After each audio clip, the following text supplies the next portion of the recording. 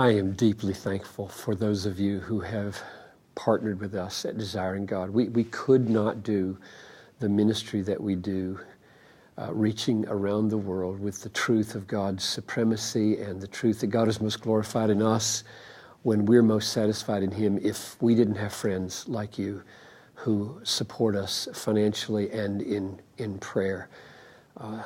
We make some of our support by selling books, but nowhere near all of it because we try to give away so much. So my heart is full of gratitude here at the beginning of my 8-month leave of absence for those of you who have made this ministry possible over the last 15 years or so. So please receive from my heart to yours a deep sense of gratitude. I am continually amazed. I was again this morning in reading the first chapter of 2 Corinthians, how God has ordained that needs be met in the God-centered human heart by horizontal means from other people. This is a paradox, isn't it? That God comes to us vertically, personally, lovingly, and He meets our needs. Usually they are needs that are spiritual, personal, relational. He also meets financial needs. And then we comfort others, encourage others, bless others, guide others with what He's given us. And God ordains that happen. So this transaction between what God is for me personally and for you personally, and then the transaction that goes this way, I to you and you to me, God meant it to be that way. And it's a mystery and a beauty that I love. And so I want to thank you for letting part of your vertical walk with God and His enrichment of your life come our way. And we want as much of us to go your way as we can. And maybe I could just give you a few requests for prayer as I go away, try to disappear. I'm trying to disengage from this kind of video stuff for 8 months, and I'm trying to disengage from preaching, from writing books, from writing blogs, from tweeting.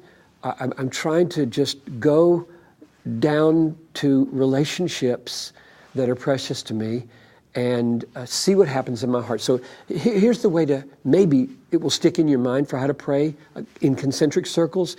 Pray for my soul. I want to do a reality check on my own heart and my walk with God, my love to God, my relation to the Word, not as an instrument by which to create sermons or blogs or tweets, but rather as food for my soul. And so pray for my soul. Secondly, pray for my marriage.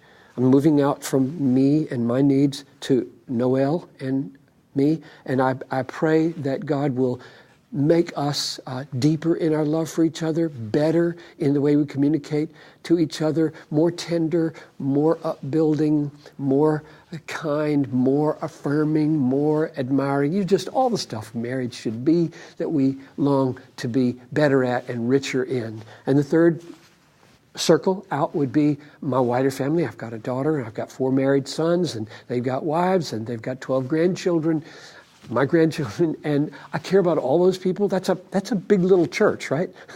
Big small group.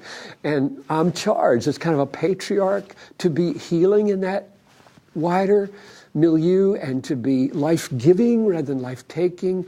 And so ask the Lord to just make me a blessing everywhere I touch in that set of relationships, because I love those family members very, very much. And then the last thing would be my longer-term goal, besides enriching all these relationships, would be that Noel and I think very clearly, along with the elders of the church, what life should look like on return to ministry. It's going to have a public dimension. I do pray, God willing, I'll preach again, and I'll preach for years to come at Bethlehem. I will do a little bit of outside work, maybe not nearly as much as I used to do in the 4, 5, or 6 or whatever years I have left at Bethlehem. But what should that look like?